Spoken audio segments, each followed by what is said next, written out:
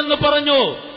എന്റെ മനസ്സിൽ ഓതിക്കൊണ്ടിരിക്കുന്ന ഘട്ടം മുതൽ എന്നെ പിടിച്ചു കുലുക്കിക്കൊണ്ടിരുന്ന മരണപ്പെട്ടതിന് ശേഷമുള്ള ഖുർആൻ പാരായണവും 3-ാം ഫാത്തിഹയും ദിക്റും അതുപോലെ ജാറം കെട്ടിപ്പൊക്കലുമൊക്കെ എന്നെ പിടിച്ചു കുലുക്കിക്കൊണ്ടിരിക്കാൻ കാരണം മഹാനായ ഷാഫി റഹ്മത്തുള്ളാഹി അലൈഹി ഷാഫി മദ്ഹബിന്റെ ആധികാരിക ഗ്രന്ഥങ്ങളിലെല്ലാം ജാറം കെട്ടിപ്പൊക്കാൻ പാടില്ല എന്നും നമസ്കാരത്തിന് ശേഷം കൂട്ടപ്രാർത്ഥന പാടില്ല എന്നും അതുപോലെ തന്നെ 3-ാം ഫാത്തിഹ എന്ന പേരില് മരണപ്പെട്ടവരുടെ വീട്ടിൽ നടത്തുന്ന ക്രിയകൾ പാടില്ല എന്നുമെല്ലാം ഫിഖ്ഹിന്റെ ഗ്രന്ഥത്തിൽ ആധികാരികമായി എഴുതപ്പെടുമ്പോൾ ഇതിനെക്കുറിച്ച് ചോദ്യം ചെയ്താൽ പൗരോഹിത്യത്തിന്റെ ചങ്ങലക്കെട്ടുകളുടെ പുറത്തേക്ക് പോകും.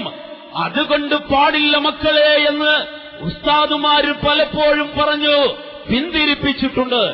അങ്ങനെ ഇരിക്കെയാണ് ഈ കഴിഞ്ഞ ജൂലൈ 5-ാം തീയതി കരുനാഗപ്പള്ളിയില് അൽ കൗസർ ഉലമാ കൗൺസിൽ എന്ന് പറയുന്ന ഒരു സംഘടന, ഇവിടെ തൊട്ടടുത്താണ് ഇടത്തല കൗസരിയ എന്ന് പറയുന്ന സ്ഥാപനം, അവിടെ നിന്നും പഠിച്ചു പുറത്തേക്ക് ഇറങ്ങുന്ന പണ്ഡിതന്മാർ, അൽ കൗസരി ബിരുദം നേടിയ പണ്ഡിതന്മാർ എന്റെ നാട്ടിൽ ഒന്നൊരുമിച്ചുകൂടി. അതിനു മുന്നേ എനിക്ക് പറയാനുള്ളത്, ഈ വിവരം എനിക്ക് കിട്ടിയപ്പോൾ, മുഹീദ്ദീൻ അബ്ദുൽ ഖാദിർ ജീലാനിയുടെ തനിമയാർന്ന ശബ്ദം കിട്ടിയപ്പോൾ അന്ന് ഞാൻ SSF-ന്റെ ജില്ലാ സെക്രട്ടറി സ്ഥാനം രാജിവെച്ചു. പേരോട് അബ്ദുറഹ്മാൻ സഖാഫിയോട് ഞാൻ ഈ പുസ്തകവുമായിട്ട് പോയി. ഇസുദ്ദീൻ കാമിൽ സഖാഫിയുടെ അടുക്കലേക്ക് ചെന്നു. അവരുമായിട്ട് ഞാൻ സംസാരിച്ചു.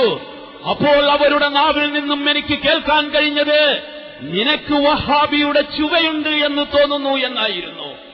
ഞാൻ രാജിവെച്ചു. സത്യമെന്താണെന്ന് പഠിക്കാൻ വേണ്ടി ചെന്നപ്പോൾ വഹാബിയുടെ ചുവയുണ്ട് എന്ന് പറഞ്ഞുകൊണ്ട് ആട്ടി അവഹേളിച്ചു വിടുന്ന ഘട്ടമുണ്ടായി. രാജിവെച്ചു.